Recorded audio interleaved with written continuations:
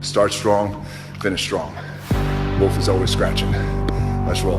Up at 3:45 a.m., cardio by 4:45 a.m., hitting the iron by 6:15 a.m., in my pickup truck by 7:15 a.m., heading to work, ready to get after it, ready to shoot. There's no substitute for hard work. I'm gonna make something out of myself, but it's gonna be so good, it's bad.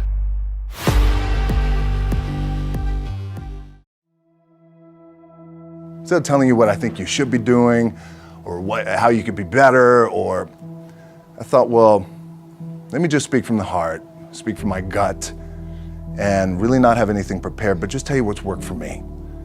And maybe some of the stuff that's worked for me might work for you now, currently, presently, as you guys have your goals and ambitions, but then further on down the line, as you guys continue to live your life. This idea and this notion that you could be anything you want, and you can accomplish anything you want, right? We hear that. You've heard that from the time you were little boys. You hear that now. You're already incredibly accomplished. You guys know that. The thing that has worked for me is to remember the hard times. So, and I'm sure you guys all have your processes. And again, I'm going to tell you what's worked for me.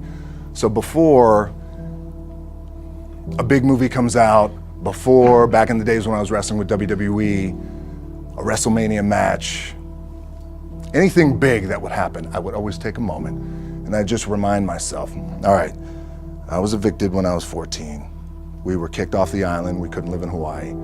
Had no place to live.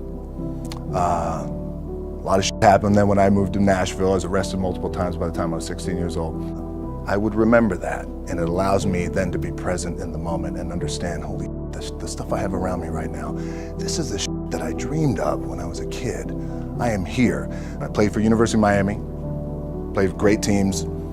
Warren Sapp, Ray Lewis, they were my teammates. They were balling. Warren Sapp was playing tight end that time.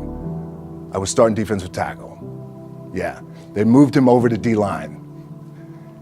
And he looked at me, he's like, yo, dude, I'm gonna take your spot. And I said, you ain't taking my spot. He said, I'm gonna take your spot. I said, no, you ain't. We battled, and he took my spot. Now you can imagine how that with me, because there goes my opportunity. He went in, switched to defensive tackle, lit the world on fire. Well, what that did, it crushed me, it crushed my dreams. I had a piss poor senior year, zero production, no NFL, no combine invite, nothing. Finally went to the CFL, Calgary Stampeders, making $250 a week Canadian. Now I had to send that home to my wife at that time. Had no money. So I remember that. When I got cut from Canada, my dad in his pickup truck came down 4 o'clock in the morning, picked me up in Miami from Tampa. We lived in a little apartment in Tampa. He drove down in his little pickup truck to Miami to get me when I was cut from the CFL. And I thought, well, I leave home like you guys left home. I'm ready to tackle the world, to get after it, achieve my dreams and goals. Crushed by 22, 23 years old. Now I gotta move back in with my mom and dad. I played on great teams though. Wait a second, this is not supposed to be my future. I'm supposed to be in the NFL right now. I'm supposed to be making a lot of coin and buying my parents buying me taking care of my wife, but it never happened. So I pulled out my wallet, I thought, well, let me see how much money I have. I opened it up, I had a 5, a 1, and change. Well, at least I rounded up to $7. But I thought, God, ain't this a bitch? I got $7 in my pocket. Where the f do I go now? What do I do? I can't go back to CFL. The point comes where you hear that voice, the big run's over. Like, you're done, right? So I heard that voice. So as Coach was saying, man, I hold on to that. I'm telling you, I keep my back is up against this mother. We laugh, we joke, we have a good time, but my back is still up against this mother. I do not forget it. What this also helps me do, and again, it works for me, is at some point, you gotta be tired of not being number one.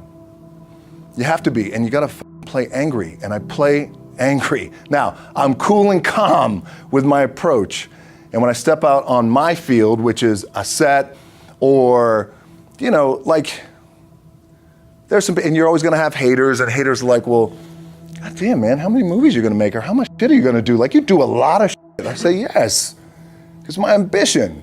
Of course, why not? I could do it. Yeah, I love what I do. And not only that, but in what world do we not work every day? my back is up against this thing, you know, and I started to play angry, by the way, and I still play angry.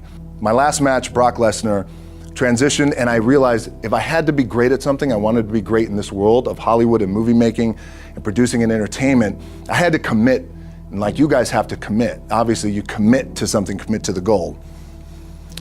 So I quietly retired. 2 years later, I thought, what did I do with my career? Because my movies were not doing well. I was written off. It was around 2006, 2007. I was like, I pulled a Jim Brown. I left when I was on top, like number one in the wrestling business, and I left. It was a ballsy, gutsy, some call it stupid move, but I had to commit and I had to follow what was in my gut. What helps me is to keep the hard times in the front of my mind, because it allows me to go into these big moments that I've worked my ass off and you guys have worked your ass off. It allows me to go into these big moments with a different perspective. What it also does for me, and again, this is what works for me. Like, my back is up against this mother. Every day, it's against this wall. But it's up against this mother because it's what I believe in. And when my back is against this mother, then there's nowhere to go but that way.